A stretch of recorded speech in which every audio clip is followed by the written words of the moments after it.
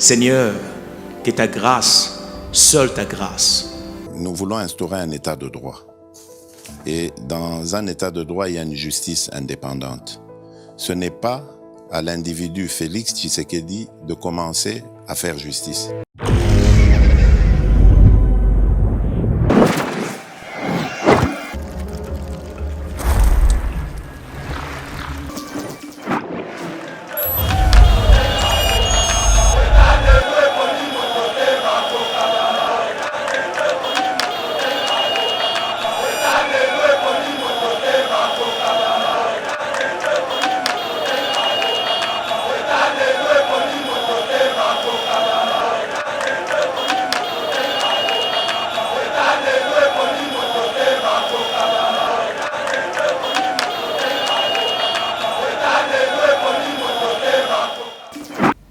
Mesdames et messieurs, bienvenue sur Eba TV. Très heureux de vous retrouver dans le cadre de notre émission Éveil Patriotique. Webe Kelelo Weekend. To ye muketo solola na makambozali koleka toujours na République démocratique du Congo parce que to yebe que to remeka lelo kobeta li solo ya député national, rôle ya député national les alinini. Nous avons un député national Ogi Kalonji, député au bazali kobenga ye député à Tchangu, mais beaucoup plus député ya Terre jaune. Oyo azali kosala lobbying tongo midi pourquoi na gouvernement pour que gouvernement soit en charge ba problème nyonso oyo ba député à Tchangu bazana ngo particulièrement ya Tchangu donc Masina Njili Kimbanseke Maluku Nsele parce que les allez circonscription électorale naïe. Mesdames et messieurs, vous allez voir comment Ogi Kalonji à travers ses initiatives privées azali ko réaliser ba terrain. Azali ko réaliser ba action pardon. Il y a beaucoup de députés sur ba pays bazali ko pesa bazali ko pesa ba polo, bazali ko pesa ba t-shirt, bazali ko pe kolo ko sala ba discours rebelle aux apporter leur côté mais Ogi Kalonji azali ko kende, azali ko résoudre ba problème ebele o binomoko bo découvrir ango. Aujourd'hui, je ne vais pas trop parler, mais je voudrais assez que Bolanda sait que ces députés nationaux Elia Tchangu azali ko sala. Ce qui bossent ici reportage, nous allons venir conclure. Il est et restera un homme aux actions concrètes. Lui, c'est le député national Ogi Kalonji, l'une des rares personnes qui compte l'union sacrée de la nation, qui s'est alignée dans la vision du chef de l'État, Félix Antoine Tshisekedi Tshilombo. Ogi Kalonji n'est pas à l'Assemblée nationale seulement pour proposer des lois, mais également il concrétise plusieurs actions pour l'intérêt de sa base. Je suis satisfait parce qu'à partir du moment où les deux routes pour lesquelles j'avais plaidé auprès du vice-premier ministre, ministre des Infrastructures, ont été retenues dans son plan et les recommandations claires ont été données auprès de l'OVD pour commencer les travaux sur ces deux routes, je pense que je suis très satisfait. Ces deux routes, il s'agit de la route Terre jaune et la route Sainte-Thérèse. Déjà, ce week-end, nous serons sur terrain avec le DGI de l'OVD pour commencer les études et voir comment, dans un futur très proche, les travaux peuvent commencer. Ici, nous sommes à Terre jaune, où cet élu, toujours proche de sa base, vient en rescousse aux femmes de Tchangu avec des fonds de commerce pour les aider à entreprendre les activités commerciales pouvant les aider à l'épanouissement de leur foyer. Bien avant cela, 370 mamans ont été bénéficiaires de fonds pour renforcer leur capacité d'activité commerciale.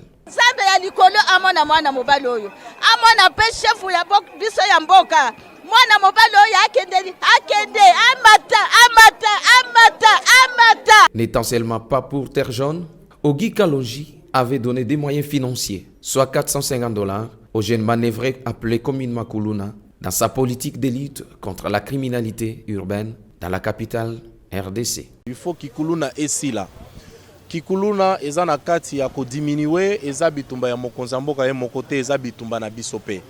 Biso tozui engagement ya ko accompagner, c'est pourquoi au monito raisonner au lieu seulement babanda ko kanga bango ba misusu bazo kima ba misusu bazo batama to approcher bango ba comprendre que baza batuneti biso. Ba yokela kanga ina ko faire comprendre bango bazela. Soki basilisi ba ko zombongo na bango.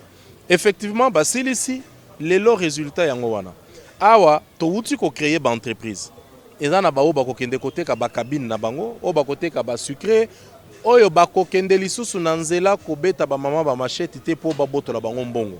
Donc eza sujet ya satisfaction mpo na biso, tozosenga na bao batikali bazokontinue kosala buzoba batika bakota base réinsérer na mokili ya batu comme ça tomeka kokitisa to ya criminalité. Le bénéficiaire de ces fonds se disent très satisfaits comme ils les expliquent eux-mêmes. Nazawa concernant okutana honorable na musala honorable prometteur biso so zabana kimbantseke honorable yaka na kimbantseke a prometteur biso ke na pesa no musala ya projet to sala ya 21 jours ou un mois tozana na lifuti na biso to kozwa a proposer biso pena bambongo a proposer biso pena ndenga lobaki pena nga kokisi a pesa biso avance ya $100 toseli musala esili nde na suka nango lelo ayambi biso awa na planète J pona opesa biso ba reste na so etikala ya mbongo na so musala to salaki.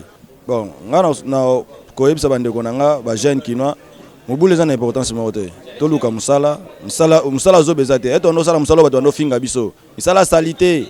Ta ngana ko sala musala wana bato bafinga ki biso me na micho yo biso zozimbongo. Donc musala zo bezate o no se monani to tika désordre musala ba pesi o sala na suka nango lifuti esunga yo o sala pe makambo na yo. Ah mbongo na zi oyo elongo linga ba kaliki na zaki nango ezongi singa maele nakoma ateka na vanda sikoyo na kosante vie na ebani ne elanga liboso na mbongo na pesi merci pa honorable Kalonji. Ogi Kalonji a procédé à l'inauguration des nouveaux centres de santé afin d'assurer la santé de sa base. Il a équipé ces centres de santé dont les soins sont gratuits, des appareils ultramodernes comme on peut le voir dans ces images.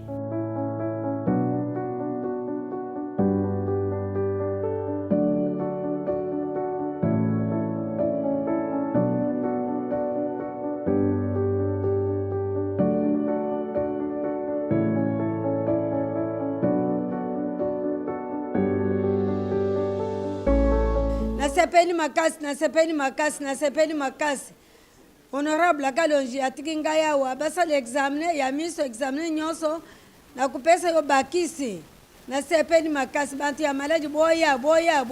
Fini l'étape, l'infatigable prend la direction du quartier Bel Air dans la commune de Lancélé où il a procédé à l'inauguration du pont Kalonji 3 qui relie le quartier Bel Air au quartier Mikonga. Arrivé sur place, Kalonji coupe les ribans symboliques avec les élèves venus l'ovationner.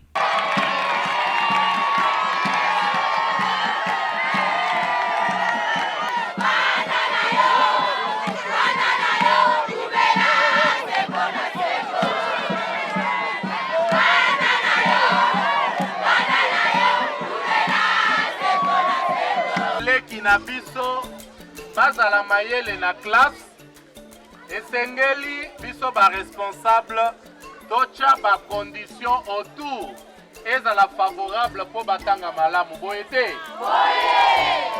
Je me suis dit que ezalaki possible te que avant bakota classe banyati na mai bakwei nyonso wana pona ngai ezalaki possible te pona ko accompagner vision ya mokonzi na biso Félix Antoine Tshisekedi Tshilombo ezali kolandela pe ba condition sociale ya peuple oyo aye boyete. En principe pont oyo tosali yango na honneur ya ba élève nyonso ya Ebengo. Tosali yango na honneur na bino bobatela yango parce que bosali bambula ebele bozali na pont ya malamu te.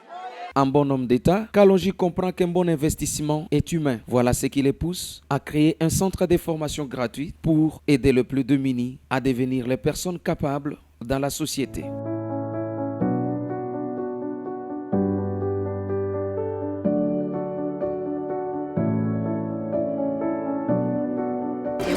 Ça fait déjà 3 mois. On a déjà. On a vraiment. Bilamba pe otongi pe mubumu talaki pe même biso tozana bana mike tozongela bango deja kwa bilamba pe mais atteindre na komi deya koyekola culture tona sepe na on vraiment pe eza gratuit to fait tofutaka eloko te ne toya toyaka maboko pamba.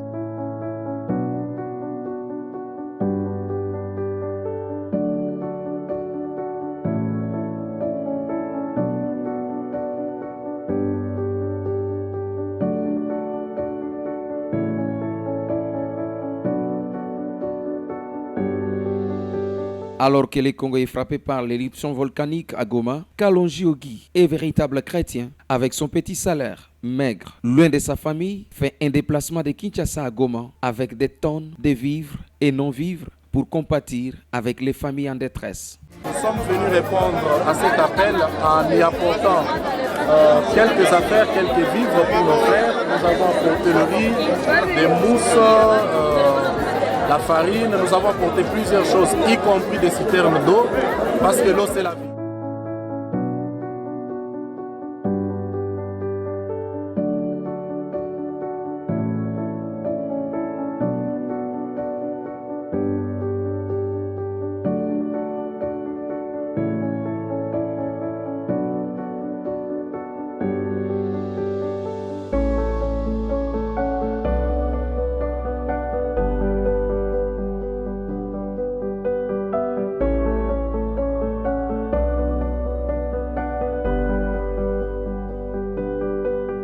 Fanya mzuri sana. Mungu amuongezea baraka.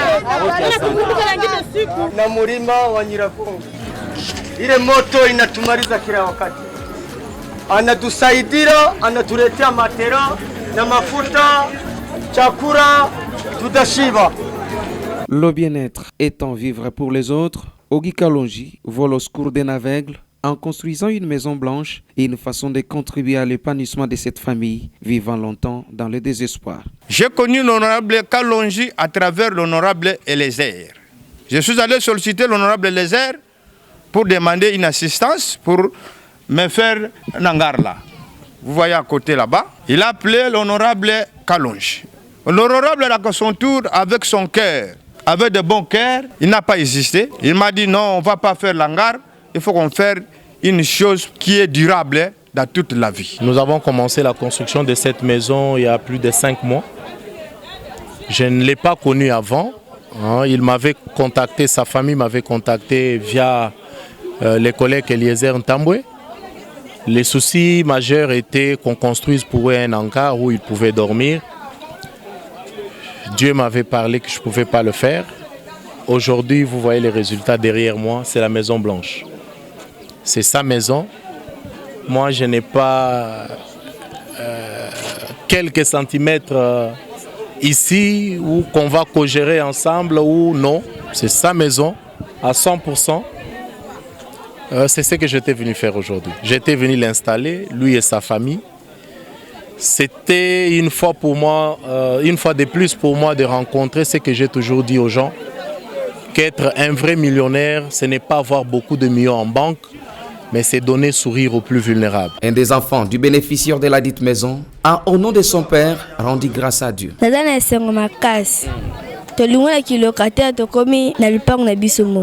de 500 femmes venues de tous les coins de Tchangou ont bénéficié de ces dons gratuits de celui qu'on appelle affectueusement Papa Solution.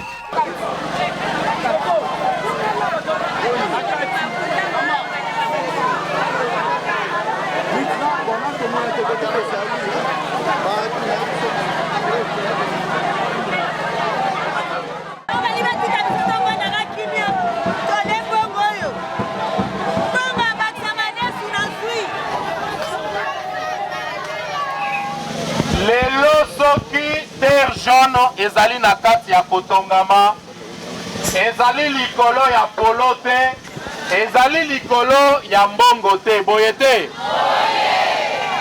Ezali d'abord confiance oyo bino bosali ngai, ngai pe nasali bino.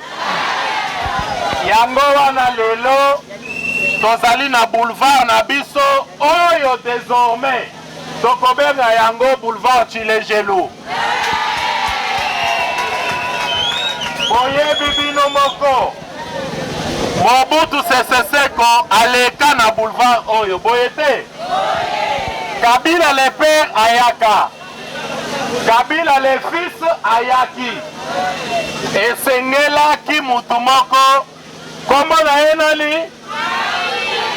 Fachi be esengelaki Fachi Beton aya ayoka kolela ya Kalonji. Kalonji ayebisa ye kuna pe tozali bato, boye te. politique ezalaka na deux types ya bapoliticien. Ezali na ba oyo bazali na bazosala politique ya bolingo na ba oyo bazali na bolingo ya politique.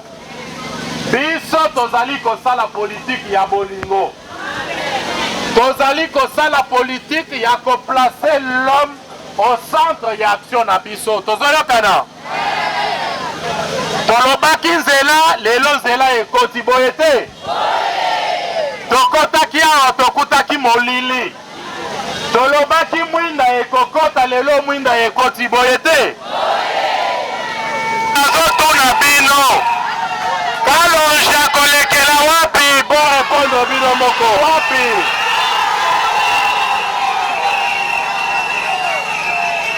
Tokotikala jamais kosala promesse. Ezali tokei totoke na ba porte ya bakonzi. Toyebisi bango terre jaune pe ezali.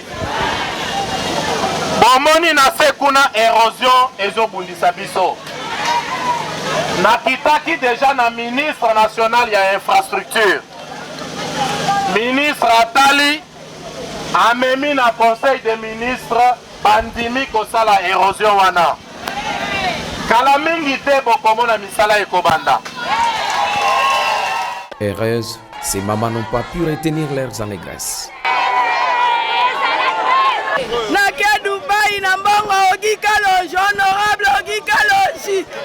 Nake somba biloko na mbongo na ye. Ya kilo.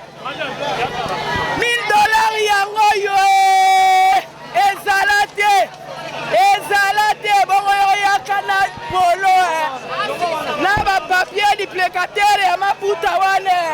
Toko benga na yo na terre jaune. Ogi Kalonji umela.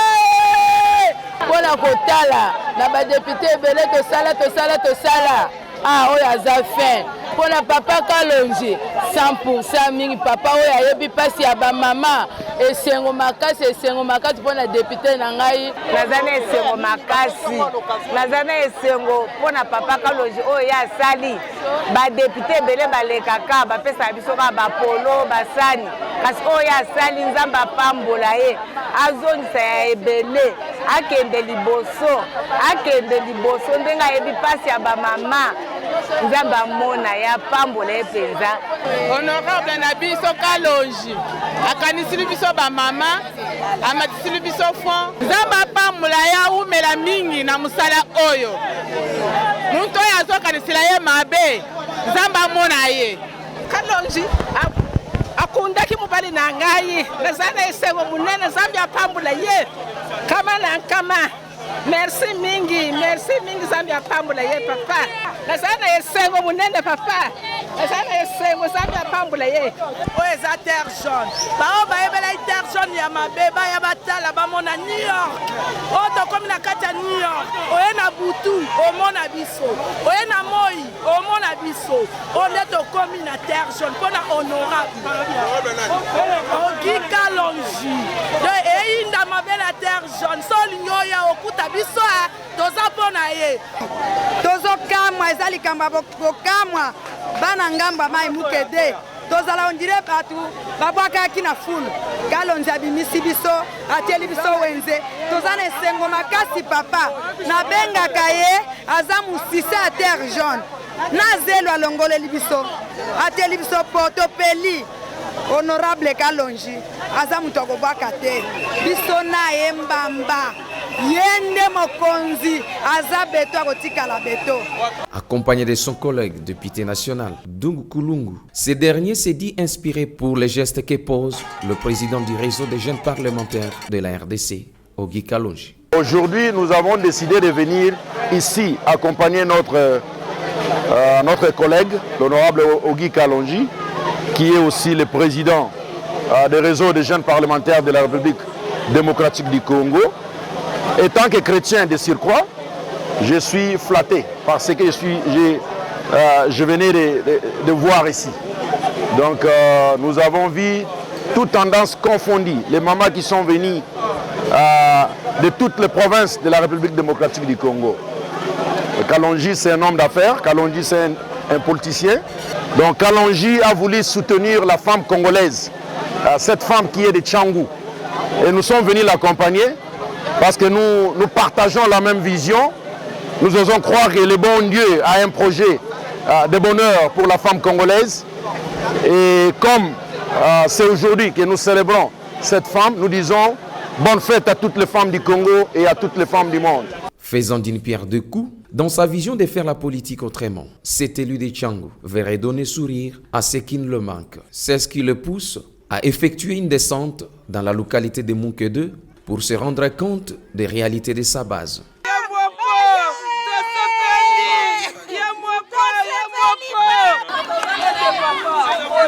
ezali mbala ya liboso ya koya awa te ezali érosion oyo nayebi très bien parce que nakitaki bambala ebele nazo rappele bino ke mukolo bakendaki kobeta biso masasi oyo tozali na ministre ya infrastructure toyaki awa ayaki kotala yango parce que ezali érosion au même titre que oyo ya Kindela oyo boyebi ke ministre ya infrastructure a lancé guerre contre l'érosion, a bandi aussi l'Isayango.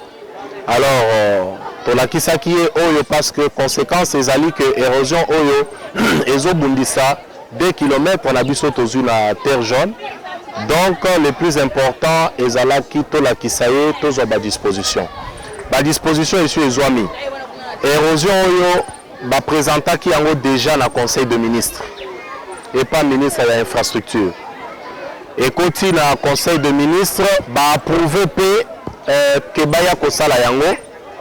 Érosion oyo actuellement, Tozoz et la ministre de la Finance a libéré Mosolo pour Misala et Banda.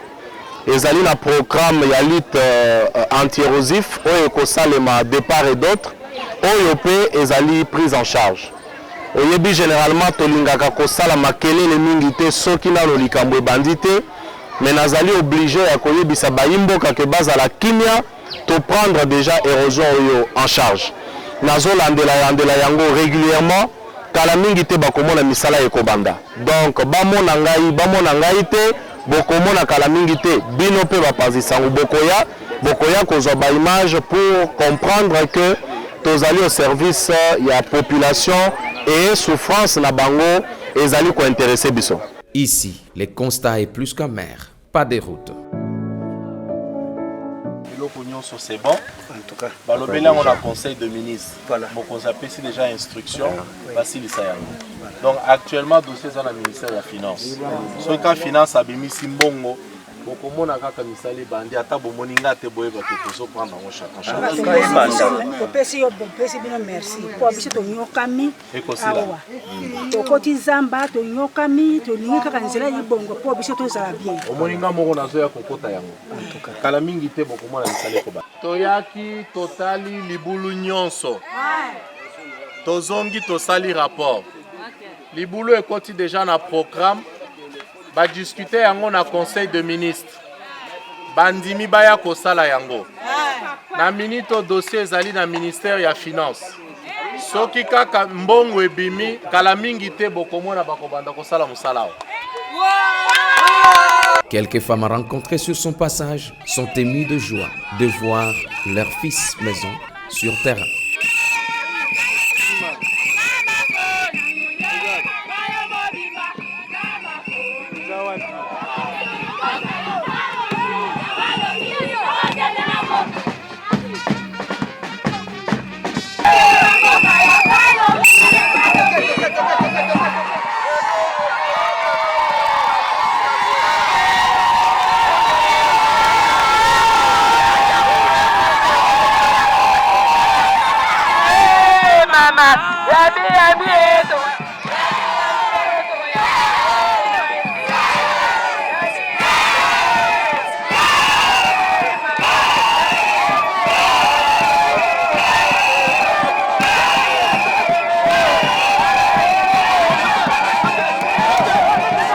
À Munkedo, c'est une masse venue assister à l'inauguration du marché baptisé Kalonji.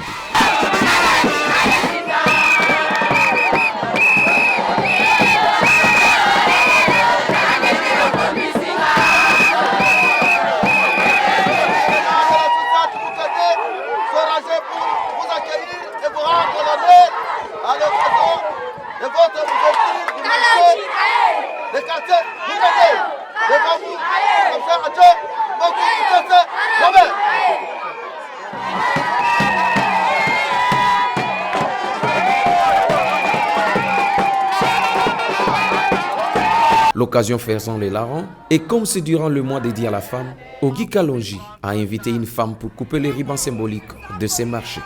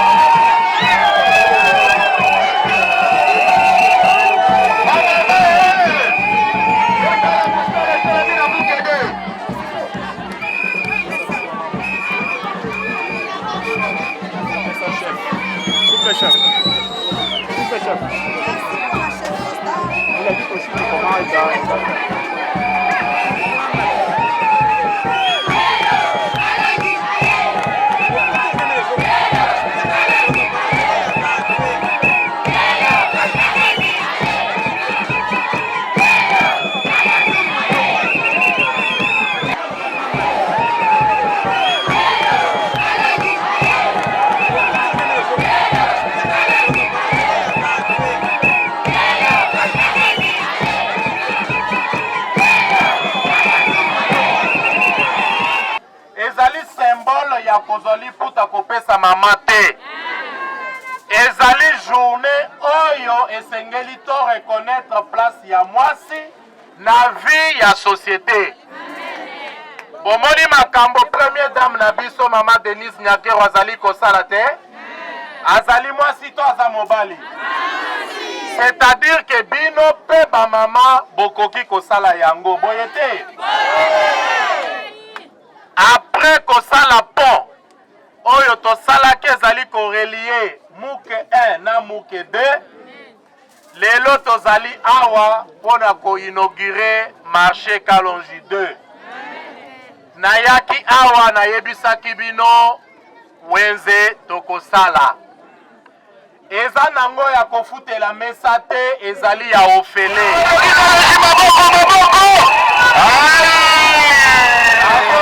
wenze ezali ya koteka mesa te mesa tozali kopesa yango ofele parce que tosali yango pona lokumu ya mwasi nazobakisa boye. Je pense que wenze oyo ekozala na organisation na bino niveau interne. Wenze esengeli bo entretenir yango chef ya quartier azali koyoka biso. Certainement que chef ya quartier na équipe akocha po ba entretenir yango bakobanda kosenga bino peut-être ka mwa contribution muke pour garder propriété ya wenze. Wana botosa yango parce que ezali eloko na bino. Mais soki mutu aya alobi mesa tozoteka $20, $50 boloba na ye Kalonji alobaki ofele. Nakozonga lisusu awa. Soki toyebi banani bakobanda koteka na kati tokoya ko renforcer pe bango na kamwa fomuke na kozonga.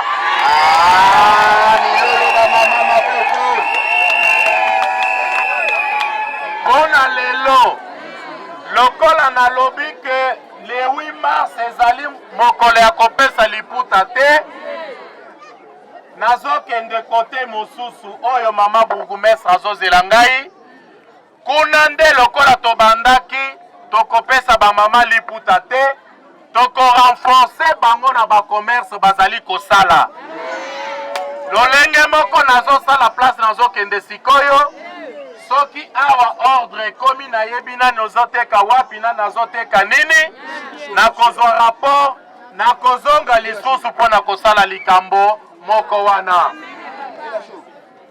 biso tozali kosala politique ya kokabelaka batu bapolo te, kokabelaka batu liputa te. Bokomona kaka longi le 8 mars aya kopesa bino liputa te. Le 8 mars nakoya ko rappeler bino place oyo bobomba yango malamu po ezali ko contribuer na développement ya 145 territoires programme ya mokonzi na biso Félix Antoine Tshisekedi. Toyokani? Tokotisi deja pont awa. Lelo ezali wenze. Lobi ekozala mai. Lobi kuna mwinda ekokota. Ovationné par la foule, le député national Ogi Kalonji a invité les femmes à l'autonomisation avant de les appeler à s'aligner toutes derrière la vision du chef de l'État, président de la République, Félix Tshisekedi. Nakoki jamais kochana mutu kezali musala nangate natika population bazali ko souffrir. Ezalaki besoin moko majeur, donc nazo sala on a kosunga toujours vision ya mokonzi na biso Félix Antoine Tshisekedi na cadre ya programme na ye ya 145 territoires.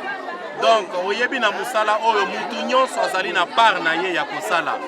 Tokoki jamais koloba keza kaka musala ya gouvernement non. Mutu nyonso député population biso nyonso tosala part na biso po vision wana ekende liboso. Toujours prêt à communier avec sa base, Ogi Kalonji se félicite d'avoir plaidé et obtenu le lobbying qui a fait une descente au président de la République en fin du lancement des travaux des terres jaunes, aujourd'hui devenu une réalité. En vue de toujours communier avec sa base, Ogi Kalonji a fait une tournée avec son collègue Dukulungu en parcourant quelques mètres de la route de terre jaune déjà asphaltée, comme on peut le voir sur ces images.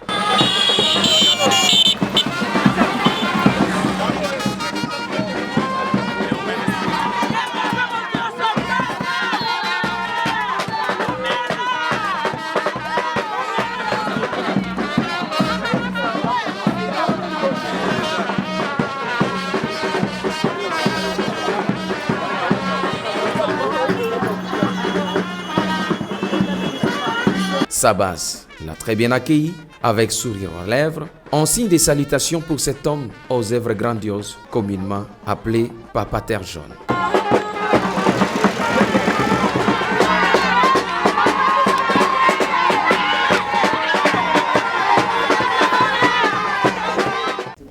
Voilà, mesdames et messieurs, Tokomi Nasuka ya page magazine Abisso, Bomoni honorable Ogi Kalonji, à travers ses différentes réalisations. Donc, ces actions parlent en lieu et en place de Yaba discours et belé. Aza homme ya terrain, à travers sa fondation, vous allez comment est-ce que Azali ko transformer ba koulou na ba délinquant, hein, au lobby ba bandai ko boto la batu biloko bazaki ba civique. Azali ko zwa bango ko pesa bango misala et puis ko rémunérer misala bazali ko sala. Bozali comment est-ce que na kati ya reportage wana azali ko bakisa ba fond de commerce na ba mama plus de 300 mamas à renforcer donc capital dans ba capitaux na bango à renforcer pour que ba commerce na bango et kende liboso au lieu que ba pesa bango ba maputa au lieu que ba la ta polo na effigie ya Ogi Kalonji, il a préféré qu'on renforce bongo ba activité commerciale na bango ba misusu à travers sa fondation à la kisi bango ba métier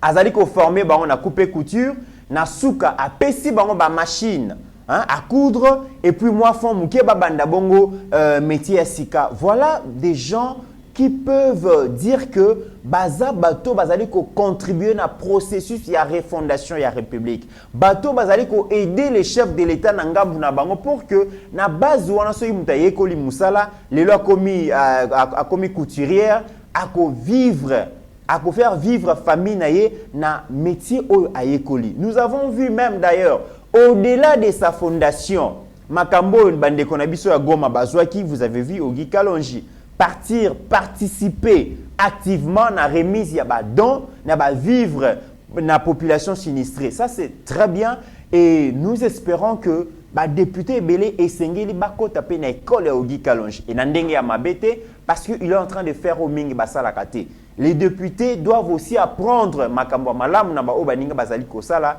Je pense que dans les jours à venir, nous allons les recevoir sur le plateau de Eba TV pour en savoir plus quelles sont ses motivations, comment il se distingue des autres députés et puis ma stratégie est alignée parce que Ngaïna Steve Kondé, Pasteur Guilit, au Kitabongo Terre Jaune, en tout cas, Kuna, au Tiama Koloté. Bazali ko gérer kakana kombo ya Ogi Kalonji et vous avez vu, c'est tout à fait normal que population a se référer naé population a s'identifier naé comme agent de développement parce que ce qu'il est en train de faire, c'est très important pour circonscription naé ya Tchango. Mesdames et messieurs, n'oublions jamais qu'au-delà de nos divergences d'opinion, la RDC reste plus grande que la somme de nos ambitions individuelles. En attendant, portez-vous bien car chaque jour est une vie. Seigneur, que ta grâce, seule ta grâce. Nous voulons instaurer un état de droit. Et dans un état de droit, il y a une justice indépendante. Ce n'est pas à l'individu Félix Tshisekedi de commencer à faire justice.